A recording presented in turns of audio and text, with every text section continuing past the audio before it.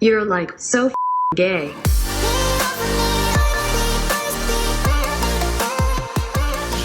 All right. Hello, everyone. Welcome back to Queering the Air. My name is Aaron. Hello, all you sexual deviants. My name is Matt. We are joined today by one of our very good friends, Mr. Dave Chen. Hello. I use the pronouns he, his, him. Welcome. How are you? How are today? you? I'm great, and I'm honored to be a guest here. We're so very happy to have you. Jinx. That was pretty simultaneous. Yeah. It's the first time that's happened so far. Since I know, I'm surprised. Yeah, I was watching Aaron's mouth move and was hearing Matt's voice. It's a ventriloquism act. We actually made a video. Aaron made a video about how we have one brain and just like say all the same things. Hive mind. Yeah. I could see that. Well, especially after college when we just were like together all day, every day, doing all the same things. It was just like, where does Matt end and Aaron begin? That's a really deep question. It is. We Yeah. get very philosophical with that. Excited. Yeah, I'm so excited to be a guest here and also to just be talking to you guys because I miss you both. Oh, I miss you too. It's been so long. Even before the pandemic, I was like, it's been too long. I know. It's time to come out to P-Town to visit us. Oh, seriously. And for everyone listening, Provincetown or P-Town is Provincetown, which is like the very, very tip of Cape Cod. There's lots of rainbow everywhere. It's very gay, very queer. Very queer. Yeah. So you just got back from Provincetown? I just got back a couple hours ago. I have to come back every Sunday. Sometimes I stretch it to Monday to see patients at the hospital for a couple days before I go back there. So Peter, my husband, has stayed out there for the last 4 straight months. Wow. 4 months? I thought you were going to say weeks, but 4 months? Nope. So since 4 months. March? Since the end of March. He came back one time in April for a few days, and then he did come back last week for a few days. But like there was a good 3.5 month stretch in there where he did not come back to South Boston at all. Good for him. Impressive. Yeah, that's He's awesome. loving it. He's loving it. Because you can just wander out on the street there and kind of run into people like Kai, our dear friend Kai, Yes. who introduced all of us. And who is going to feel quite some way about Yeah, we're all going to get a FaceTime or 7. I think so. They had drinks before dinner tonight. So I'm glad Peter has some company while he's there. But it's nice because we don't walk out of our place here in South Boston and run into anyone. But there you can just be riding your bike around and run into like 10 people on the sidewalk. So it's really, and be by the water and have beautiful views and, it's really lovely, as you all know. So like when you were on those dating apps, when you were on eHarmony, OkCupid. Back before you were a happily married woman. Before you were happily married, when you were in Rochester, what was your profile like? First of all, this was way before those websites. This was in the time of Planet Out, which I don't even know if you guys have heard of. No. There was something called Planet Out. Also, like all the various like Yahoo and Excite. There was a search engine called Excite that had like personal sections. And were you ever a Craigslist girl? Yeah. I think I may have been. Yeah, I think That's so fun. I think I hit all of them. M for M. And my profiles were never short. So like you were just laying it all out there. Oh my God. I feel like you are the type, it makes sense to me that you would like be like, this is who I am, this is what I'd like. Yeah. So the fast facts. So I'm David Chen. I have been in Boston for almost 20 years now. I am originally from New Jersey and moved here by way of Rochester, New York, where I went to college and med school, and moved here to do my medical training, and have just stuck around because I have a pretty good job, and I found love here in Boston. And my husband Peter is from the Cape, and so all of his family, all of his siblings live in this area, and this is close enough to my family in New Jersey and New York City. So this seems like the perfect place. And our happy place is Provincetown, Massachusetts, which is at the end of the Cape, of Cape Cod. And we just bought a house there over the winter. And so we want to spend more and more time there. So awesome. Yeah, that's the gist of me. So how long have you two been married? We have been married since 2011, and we started dating in 2006. So is 2011 when it was legal? Is that when Massachusetts legalized gay marriage? No, that was legal way before. It was like 2004, actually, I think. It was the first. It was the first. Yeah. So it actually may have been 2002. Wow. If I really thought hard. I had just moved to Boston, and it was pretty soon after that it became legal. Gay marriage became legal in Massachusetts. The federal thing wasn't until I think 2015, right? Yeah. June 26th, baby. Yeah, we were on tour with the Boston Gay Men's Chorus in Turkey and Israel when that. I'm like getting chills thinking about that. That must have been so cool. It was spectacular. We were doing a tour in Turkey before our big concert, which was very contested. Like the president of the country pulled the plug on the venue that we were supposed to sing at. It was supposed to be like, for a couple thousand people in this awesome concert venue, and he pulled the plug on it. And one of the big universities there took it on and decided to host us fairly last minute. And we had police detail and everything. And then we were supposed to march in the gay pride parade in Istanbul. And there was like tear gas and like rubber pellets being shot around. So that kind of got ixnayed. But it was still a spectacular experience, and wouldn't change it for the world. That's wild. That's so cool. Yeah, really cool experience. The chorus is really cool that way. They had gone to Poland and Berlin and Prague right before I joined. So probably like, I'm guessing 2005 or 2004, and did like a really cool tour there. And they have since, we were in Turkey and Israel. They have since gone to South Africa to sing, and kind of like pushing boundaries all over the place. I love that. Yeah, it's a really cool organization. They have a great mission. Yeah, we owe them a lot. Spreading the homosexual agenda. Mm-hmm.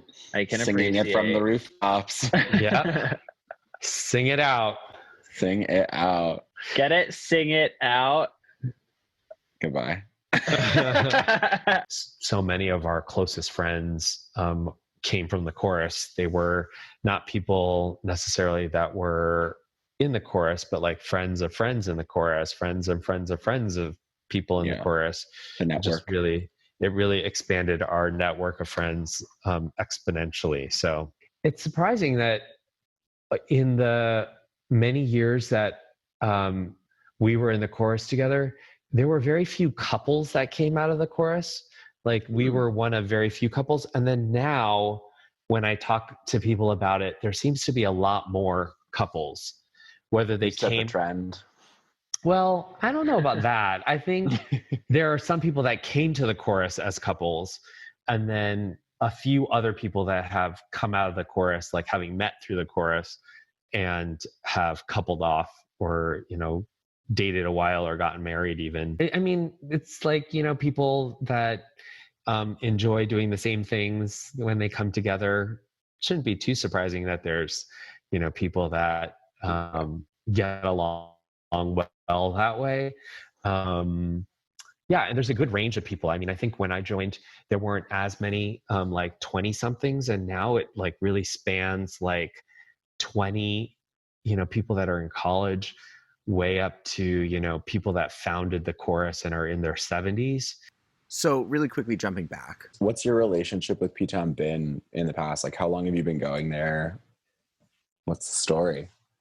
I started going there probably, probably 17 years ago when I started like coming out of the closet more.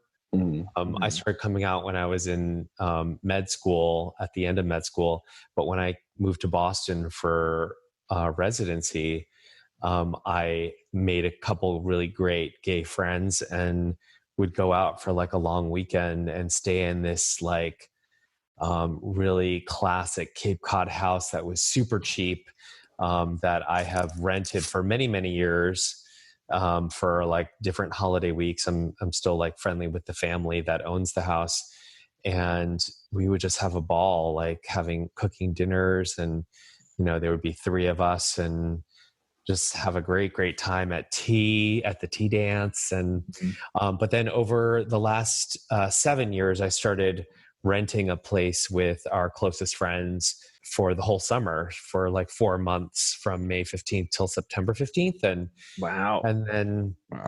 And so we'd be there almost every weekend, and for like, holiday weeks. And then this winter, Peter and I bought a place. So I'm dying to see it.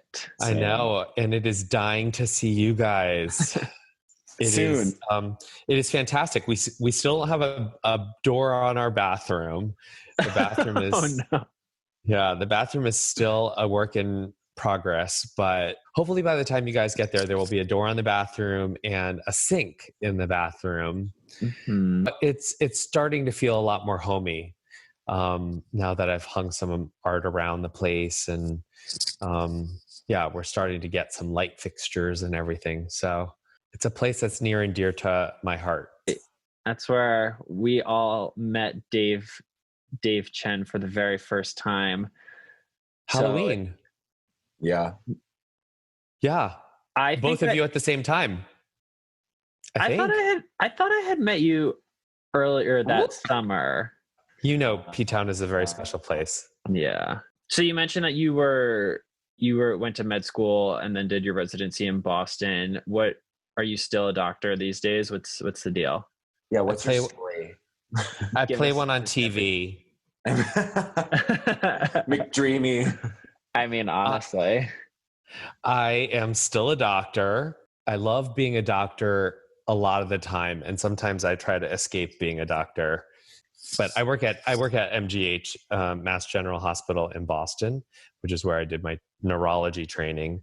And most doctors at MGH have like an area of specialty or subspecialty. And so I'm a general neurologist, but I also specialize in head pain and face pain problems, and see a lot of people that have like chronic headaches, and do a lot of nerve blocks and Botox for treating chronic migraines. Interesting. I used to get migraines all the time when I was a kid, and then once I went through puberty, they stopped. Do you ever get headaches anymore at all? Sometimes, but it's always linked to like dehydration, overexhaustion, alcohol. A common scenario. Yeah. Migraines are super interesting. I could go on for a while about migraines. I'll spare you the details, but I mean, if they're queer, give it to us. So. No, migraines.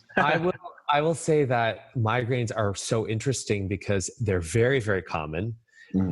probably about like 20% of the general population has migraines, and they're genetic. They usually run in the family, and even people that there are lots of people that have migraines that don't realize it. And that's the interesting part, because everyone thinks that migraines are awful headaches, and they can be, but they can also be lots of other symptoms, including neck pain and abdominal pain and sinus symptoms and dizzy spells and visual symptoms. So it's interesting because a lot of people don't realize they're having migraines, and very well may be having them. So Aaron, you look like you've just seen a ghost. I'm just like so intrigued because I'm like wondering if my headaches have like shifted in my life, like if they've it's less like, because I always think when I think migraine, I think like hurts to look at light, like I get nauseous. Right. I feel like I'm gonna die. Yeah. Right. That's what most people think. And the reality is they can be other things too. Probably a lot of people that get sinus symptoms, congestion, what they perceive as allergies. Studies show that a lot of those symptoms actually can be migraine related, sinus pressure. And there have been some very large studies suggesting that a lot of people get sinus symptoms and sinus pressure as a version of a migraine. So it's interesting because, when I treat people that have really bad headaches with things like Botox or other oral medications, I always ask them to think about whether their sinus symptoms might get better too, and they often do. I bet a lot of your friends who know that you do like Botox treatment and stuff always try to get you to do like stuff for like cosmetic stuff. But I mean, I would assume, because, like I said, I'm sure people have lots of comments about the cosmetic uses of Botox, but you're in it for the like medicinal purposes. But sure, I didn't know that even. I had no idea that was a thing, because I just. I'm over here. I'm over here talking about like medicinal purposes of Botox. Like I've actually heard of this before, but I never heard of it either. But do people, when they hear about that, start to talk to you about like cosmetic uses for Botox a lot? Sure, of course. I think everyone knows of Botox in the cosmetic sense. Right. It was really actually developed for other medicinal uses.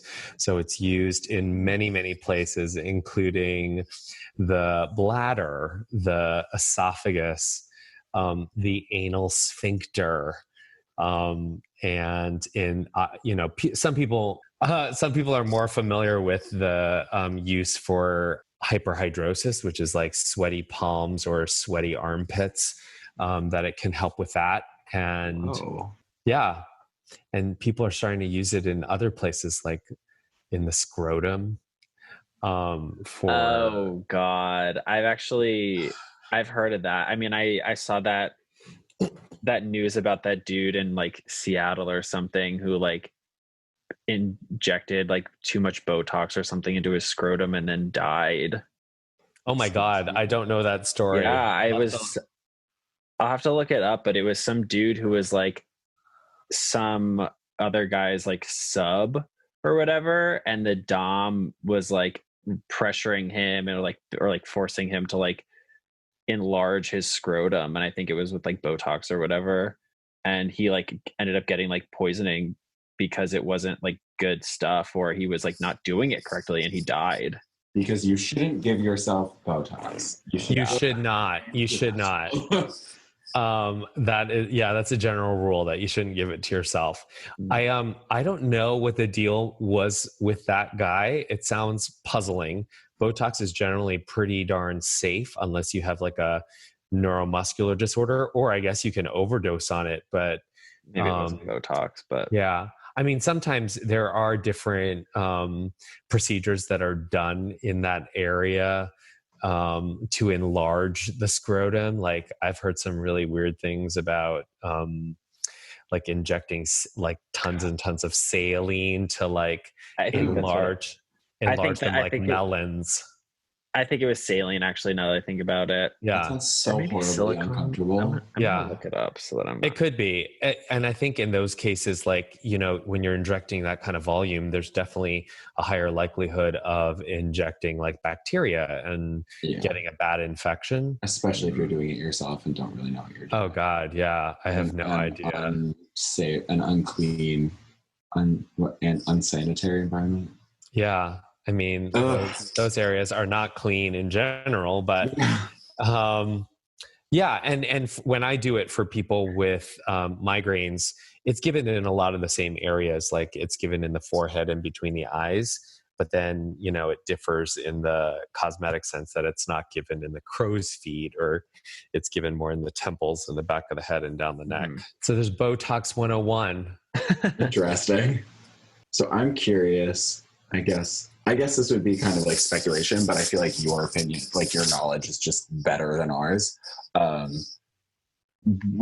feel like there's been a major growth and just explosion of cosmetic surgeries over the past few years. And I feel like it's very, very, very commonplace now. I feel like it's joked about very readily, especially in LA, and especially when people found out that I was moving to LA, that it's just kind of not that big of a deal anymore. Yeah. I think it used to be that Botox, things like Botox and cosmetic surgery were thought of as things that old people did. So like, you know, you wouldn't do Botox unless you were like 50 or 60 and like, you know, really wrinkled in the face. But it really is, I think, much more of something that people are doing in the preventative sense. I don't think people are necessarily having like plastic surgery in a preventative sense, as much as doing simple things like doing cosmetic Botox for preventing the wrinkles from forming, rather than waiting until the wrinkles start forming and trying to like halt them at that point once the lines are already like deeply embedded in their face. Like I had a migraine patient who I saw this past week, who was in her 50s, and she kind of casually mentioned to me that she thought she didn't start doing Botox cosmetically until her 50s, and that her daughter, who was like 30, had already been doing it for a few years. So I think that's the general rule or trend these days, that people are trying to do it more in a preventative sense. Do you think it's kind of staying as like a preventative sense? Or, I mean, I'm sure there's always outliers, of course, but do you think like as a trend, it's starting to move beyond just the general preventativeness? I think that, you know, if you looked at Botox use 20 years ago, it was mostly people that were like 50, 60, 70. And now there's... And want to look younger. Yeah. And I think that there's many, many more people now that are in their 20s and 30s that are doing it, even because, you know, there's so many people that think that lines in the face are mostly age related, but so much of it is genetic. You know, I have a lot of good friends who are in their 20s that have like, you know, very hyper expressive faces that have, you know, lots of prominent forehead lines, or a single line across their forehead, just because like one of their parents had that, you know? Right. I'm curious if you think, again, this is probably speculation, but in these cosmetic senses, I'm curious what you think about the different demographics and like who is going towards it, because I think especially in media, it's portrayed as like older women who want to look younger, but I feel like it's probably also very common, especially in like gay men who are very concerned with like looking youthful and young. And sure, absolutely. Yeah. I mean, I know a lot of people, and in Boston, in P-Town, in California, New York, I know just a lot of people, especially gay men, that are doing Botox regularly now, or doing other things like fillers.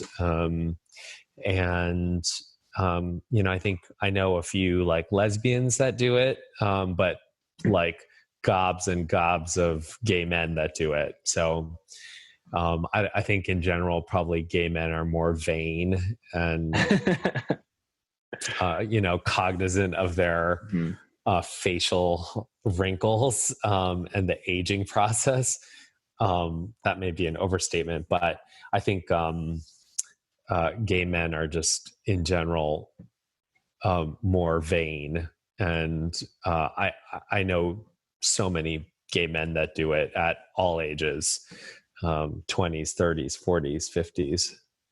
Has it kind of like exploded recently, or has it been like kind of like a gradual progression into like how many people are doing it? Because I feel like, I mean, obviously, I'm only 25, so it's not like I've been out and about in the streets for like that long. In the street. Yeah. But it kind of seems like, I feel like it was like one summer out of nowhere.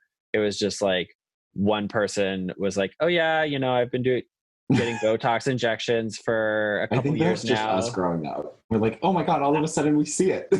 Yeah. I think so too, but it just seemed like all of a sudden, like in doing that, it was like, oh, you're doing Botox? Like, I've been getting Botox too. And they're like, oh my God, wait, I've been getting it too. And it was like, it seemed like people weren't talking about the fact that they were doing it or something.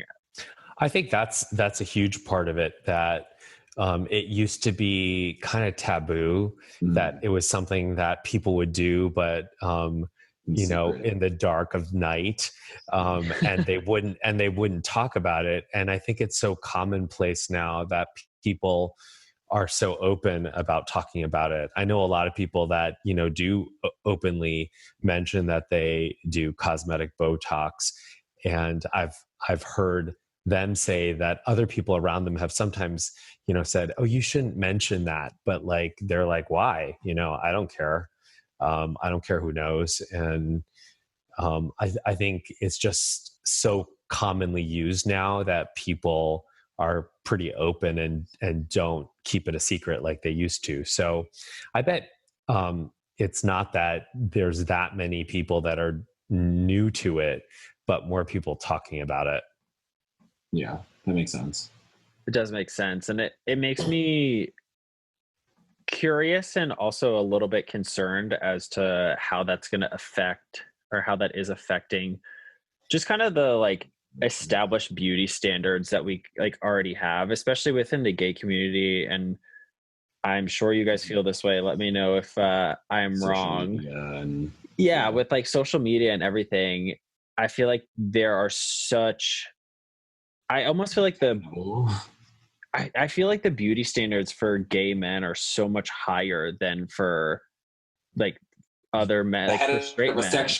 Yeah, for the het boys. It just seems like it seems like it's insane, and that people go to such great lengths, or such greater lengths in the gay community to try to achieve these like insane standards sometimes. Yeah, I mean, I similarly worry about it. I think that something like Botox is pretty benign.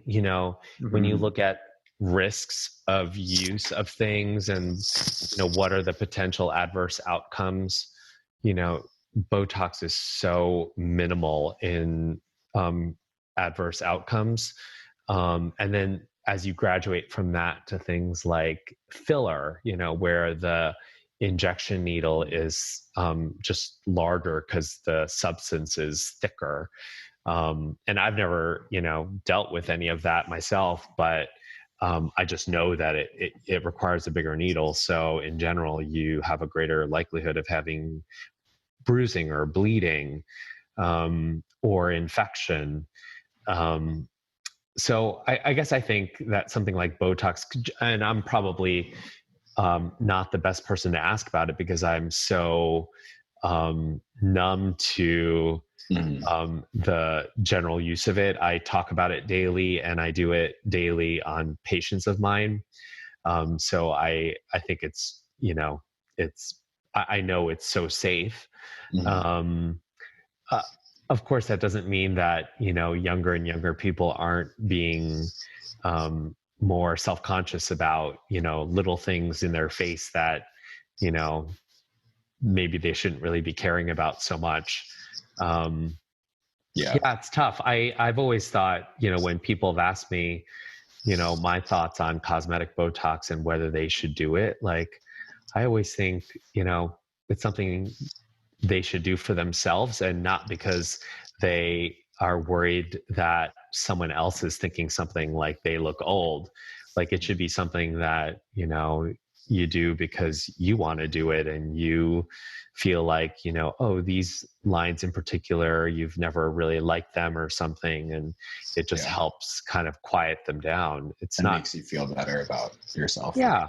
Yeah. And it's a pretty low commitment process. And I always tell, like, patients that I see for Botox for their migraines that, like, any mild adverse outcome, it reverses itself because it wears off. So it's just very safe.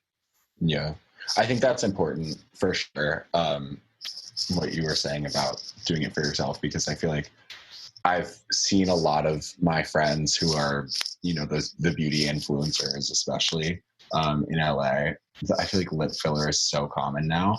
And I know a lot of people who have gotten it because they've always been self-conscious about, they're like, my top lip disappears when I smile.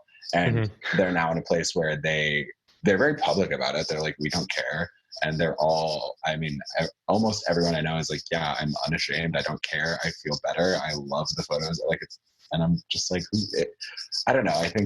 I think it's interesting that we're entering this age where it is now more commonly talked about. And I'm very much of the mindset where I'm like, I don't care if it's going to make you that much happier about your life and about yourself. Like, do it. Like, I don't know. Like, yeah, it doesn't affect me at all. Yeah. I had a friend this past week that told me that when they did filler in their, these lines here, the jowls. like, people call them the marionette lines, which is kind of a bad term, but around your mouth. He had them, here, the smile lines, he had them in his cheeks, and he showed me a photo of himself last year.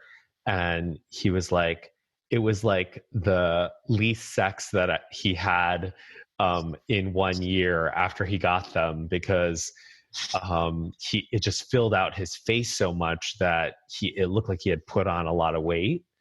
And he just decided after, doing that, it wears off again. But he just didn't like how it looked. So it's nice that it's reversible and there's no, like, long-standing commitment to it. It's not like going under the knife and anesthesia. Yeah. It's not like, pulling up excess skin or anything, and doing it under surgical, and anesthetic direction. So yeah, I feel like these things are pretty low commitment. That is nice. I never knew that. I think I knew Botox wore off, but I didn't realize, like, filler wore off. I don't know. I'd never thought of those types of procedures as being low temporary. Commitment. Yeah, as being low commitment. So I guess in my mind, I kind of always thought of it as, like, more on that side of, trying to attain these beauty standards and, like, putting yourself through all of these things just to, like, barely change the way that you look. And what kind of message is that sending to people who are going to have to go through like a lot more than you, or like why are you saying that we have to, like, look a certain way to be beautiful? And I think there is still a little bit of that in this, but I think definitely it gives me a lot more. Yeah, I think it definitely gives me a lot more to think about on the other side of it, where it's like, you can try it, essentially, is what it seems like. And if it doesn't work out, it's, you're going to go right back to the beautiful self you were before that. I don't know if I sound like I'm preaching to teenagers or something, but yeah. And I do think that it is important to note too, really quickly, like, there is the adverse side of it where now all these young kids who are 12 and 13 are seeing these influencers, getting these cosmetic surgeries done. And it is it's low commitment, but it is expensive, and it is like there are barriers in place where it's like not everybody can pay $600 to get a syringe of filler that like maybe they'll keep and maybe they'll be like whatever, I don't care. Like it's not accessible to everyone. Right. So. Yeah. No, there's definitely an issue with younger people not being happy with, how they look. And, there's not being happy and it not affecting your day-to-day living. And then there's not happy with yourself that, affects your self-esteem and causes depression and anxiety. And, there's I think a fine balance there, obviously. And I think especially for like young queer kids who are already dealing with those things, or like I'm the only person that I know in my town or something that is this way. And then if you like are seeing people who have like gotten Botox or like gotten plastic surgery or gotten whatever to like look a certain way, and that's kind of the standard of beauty we're looking at, they're like, okay, great, I don't know anybody else and I don't look like all the queer people that I'm seeing. I don't see myself in these people. Yeah, exactly. It's almost like it's like another level of representation, creating more issue where there need not be one. Right. Yeah, of course. So you said that you started coming out at the end of med school. Mm-hmm. Have you? Well, where in the country were you for med school? Like, was it a not particularly gay friendly place, or? I wouldn't say that it there wasn't. Yet, or yeah, I wouldn't say it was a not gay friendly place. I was in college and med school in Rochester, New York, and there was kind of a pretty vibrant gay scene there, as far as I got to know before I left town. There was like a pretty good gay bar or two in town, and I was just kind of a late bloomer. I think no such thing. Everyone comes out when they're ready. Mm-hmm. Right. I think I was delayed in that I grew up in an evangelical Christian family, and that'll do it. Whoa, I didn't know that. Yep, that'll do it.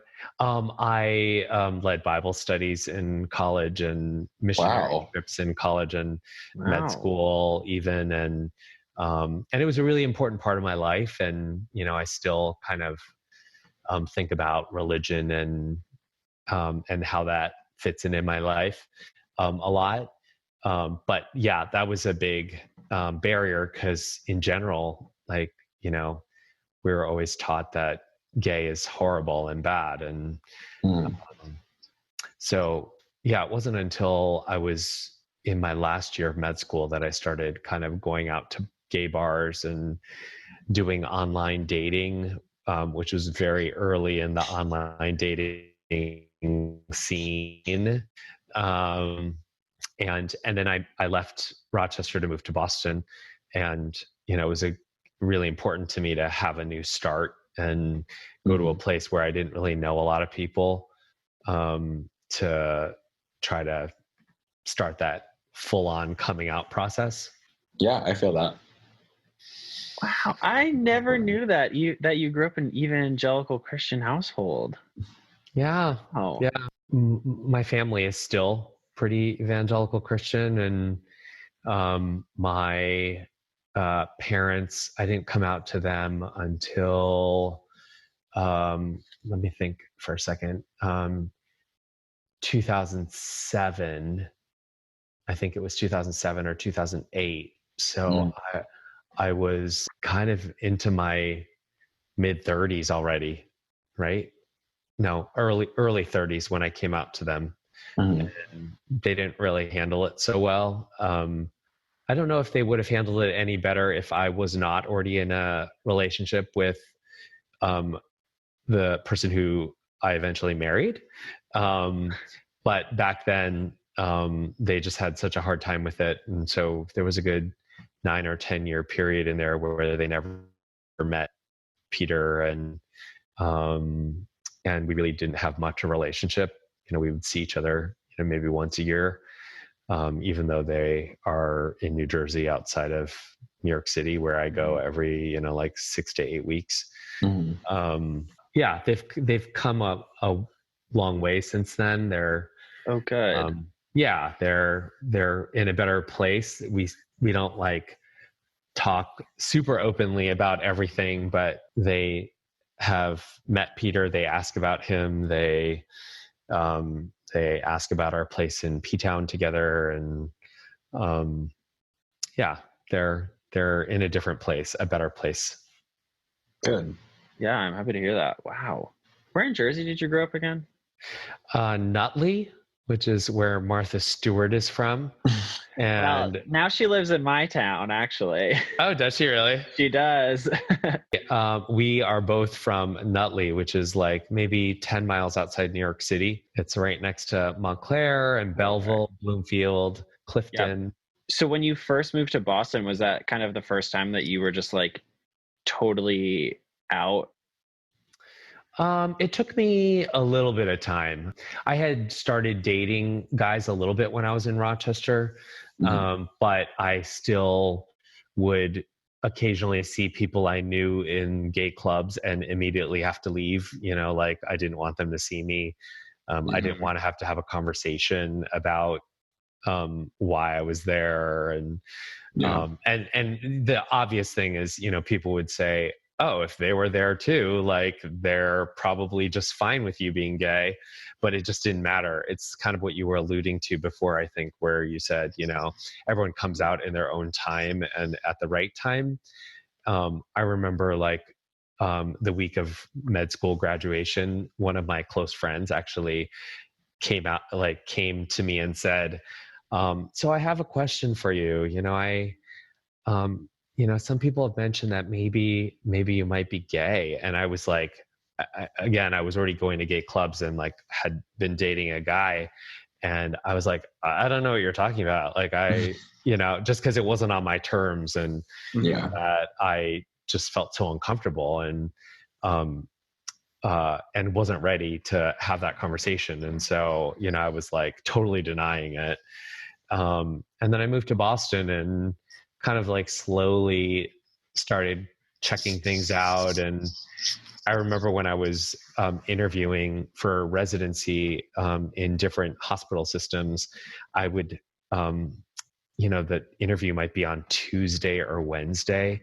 And so I would be in town like on a Monday or Tuesday night. And I didn't know anything about like gay clubs.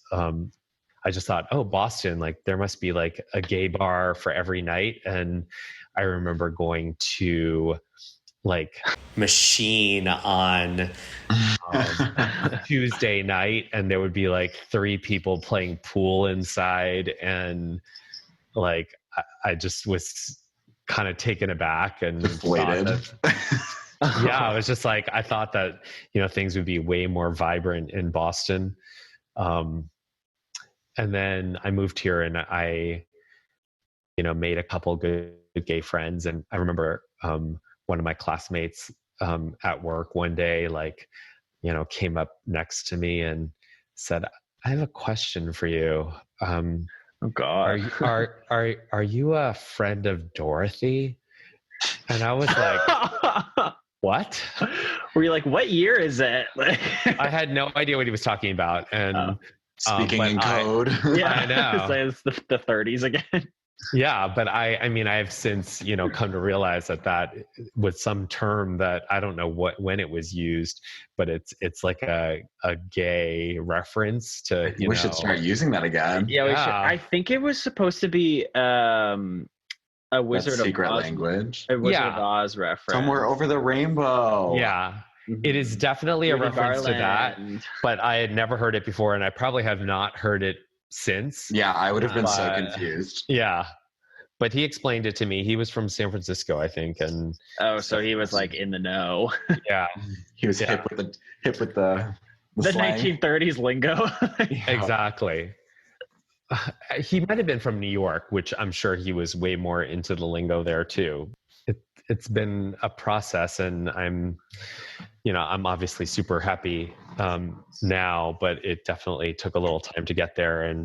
And I think joining the Boston Gay Men's Chorus in 2006 and meeting, you know, Oh, cool. my future husband there was a big part of that. So that's super cool.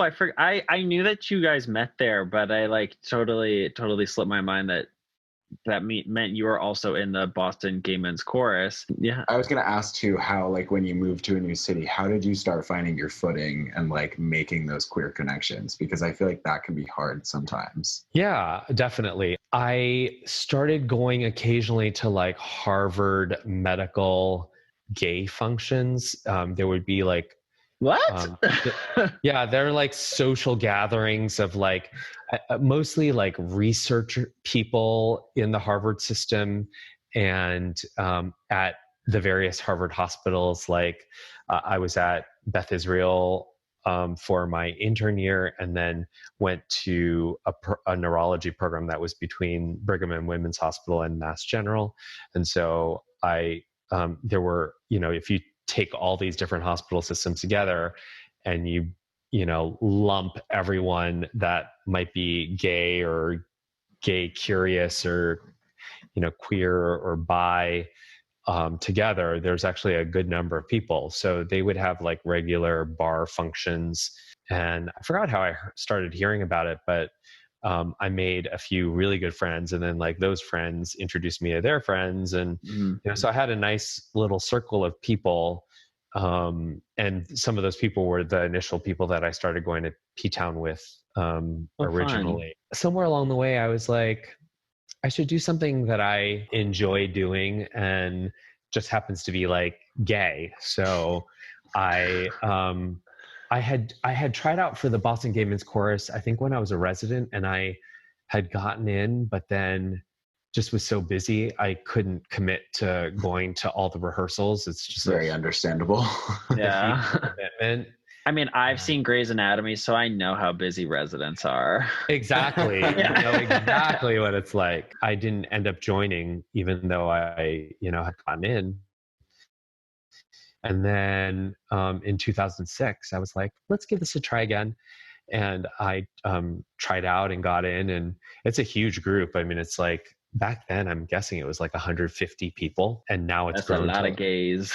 It's a lot of gays, and I think it's grown to somewhere in like the 220, 230 people. But back then, you know, it was still like a little more manageable, and I was cast as a tenor one, and I met Peter. He was also a tenor one, and the tenor ones is probably like the smallest section.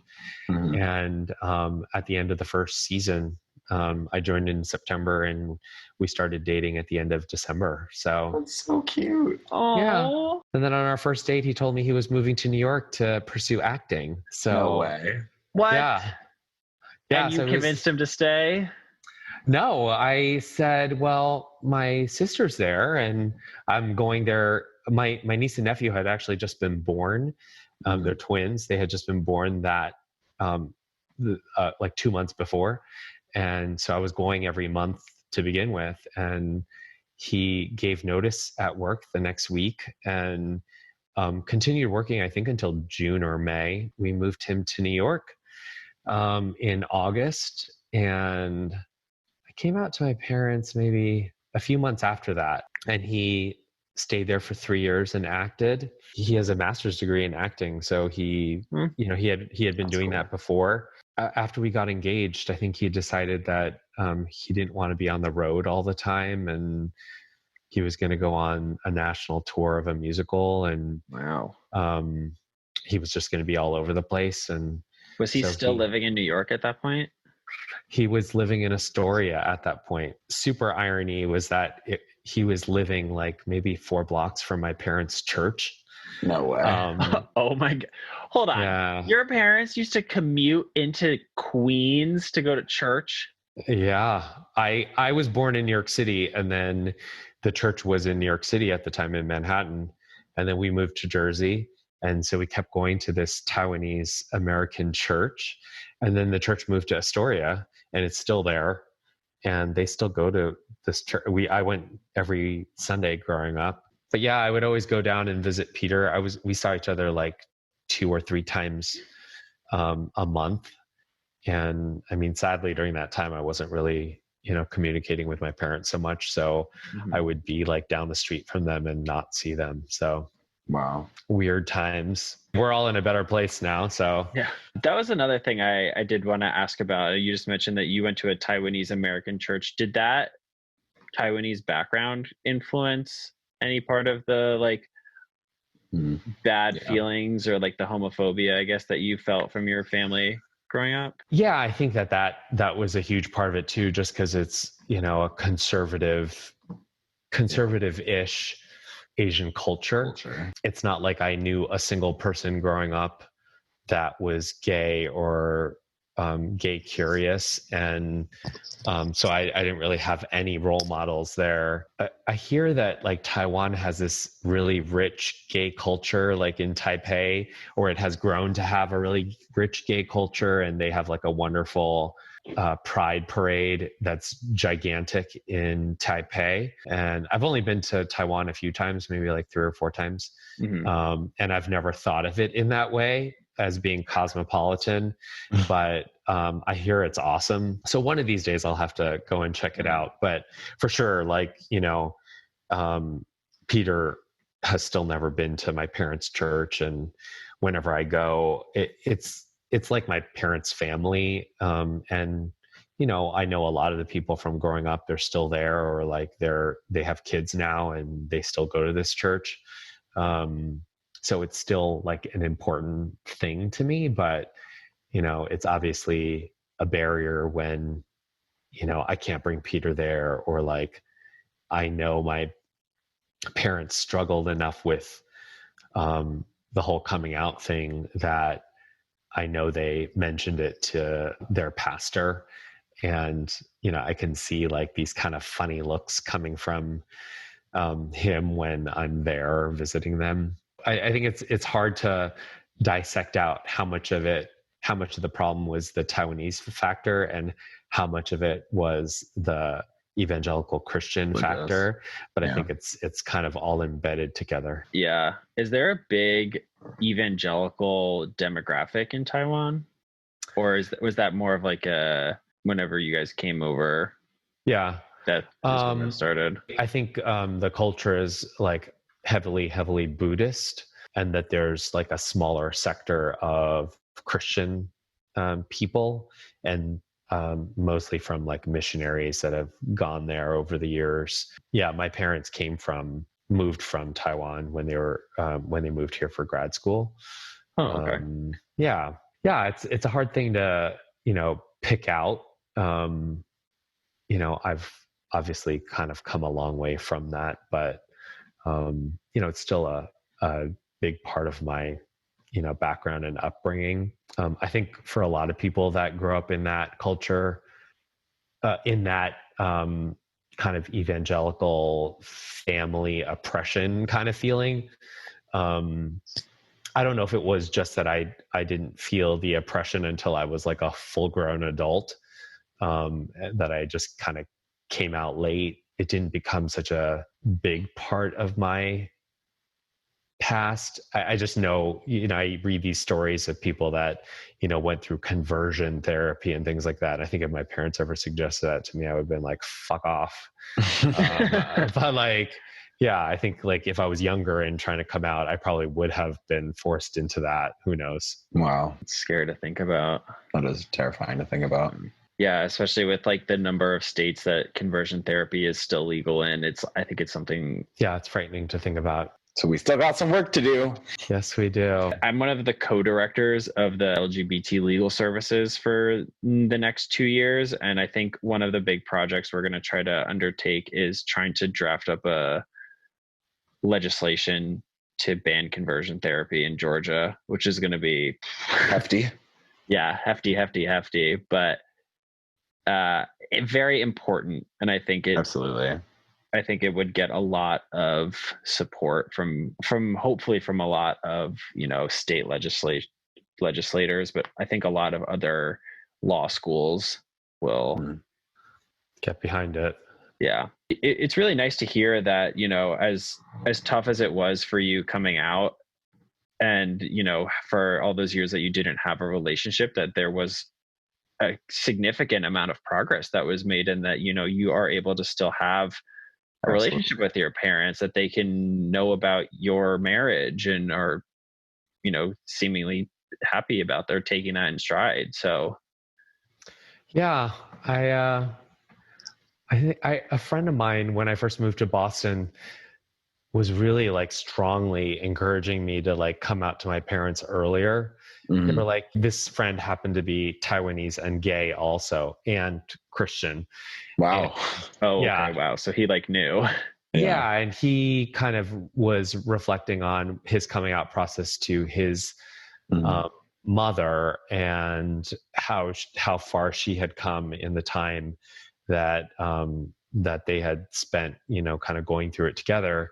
And, you know, I guess he was right, but again, you know, you're just not ready to do it until you're ready to do it. So, Absolutely. You know, he was just saying, you know, think about how long it took you to come to terms with it.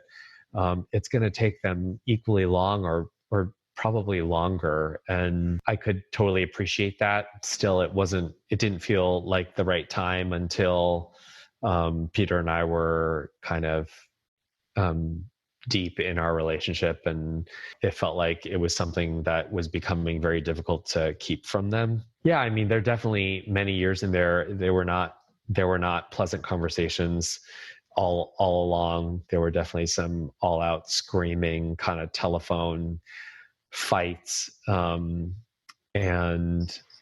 those were hard. And yeah, in a different time, I probably would take a firmer ground on calling them out on their, you know, the wasted years.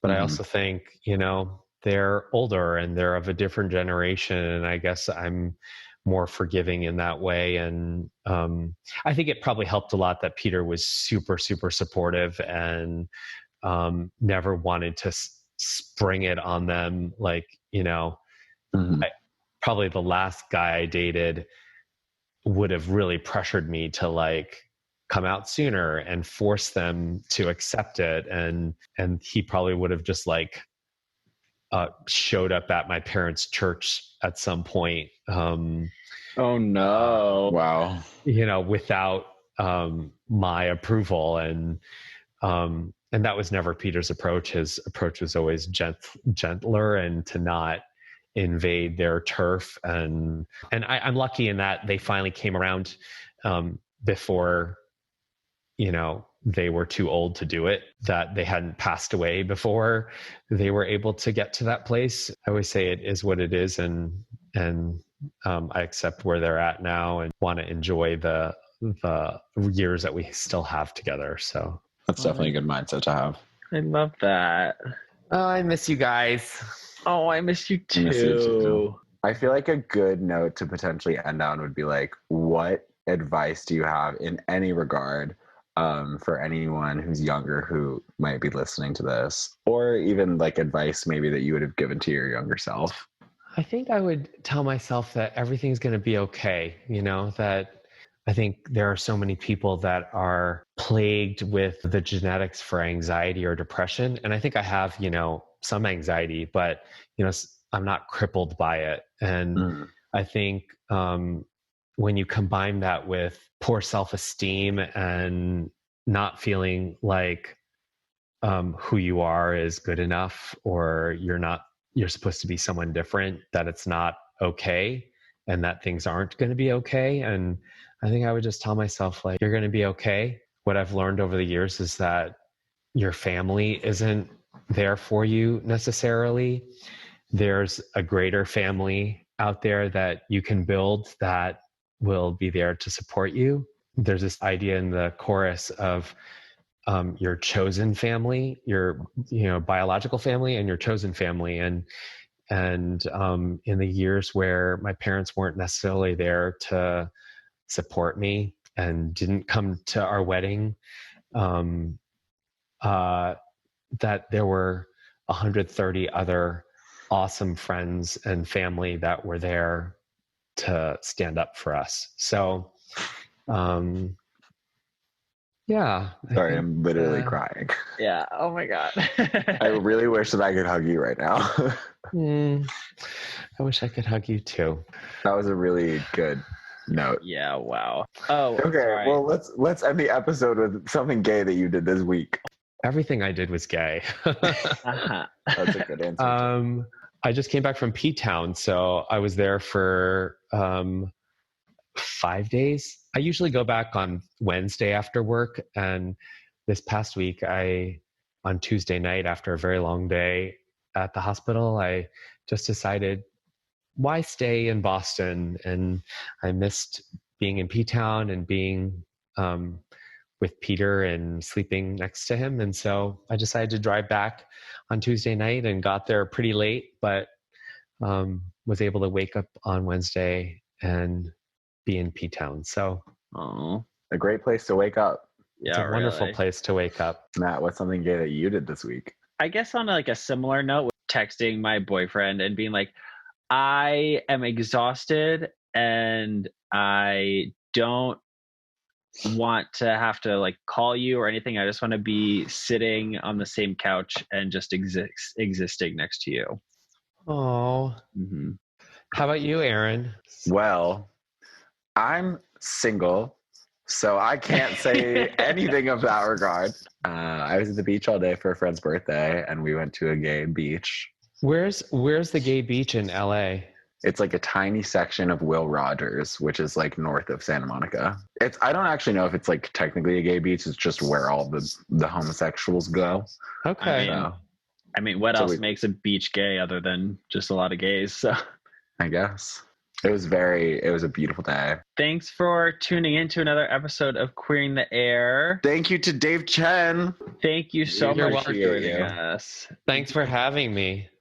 We love you very much. And This conversation was so good that we might just have to have you on another time so we can keep doing more of it. Let's get you guys out to Massachusetts and twist my arm. All right, fine. I'll come to the haven that is P-Town. Love it. All right. Well, we will see you guys. Nope. I'm literally ending this like a YouTube. Well, I'm on autopilot. Dave, where can they find you if you want to be found? My Instagram handle is DWC429, or they can find me in P-Town hanging out on the streets. And if you if you live in the Boston area and you have serious migraine issues, you know the best doctor. Look me up. I'm at Mass General Hospital. Absolutely. Aaron, where can everybody find you? I can be found everywhere at Aaron Idelson, AARONIDELSON. Matt, what about you? I'm a Twitter lurker and an occasional Instagram poster at Matty Rohr, MATTYROHRER. All right. Thanks again, Dave. Stay queer. Thanks for queering the air. Thanks for helping us queer the air. Bye, guys.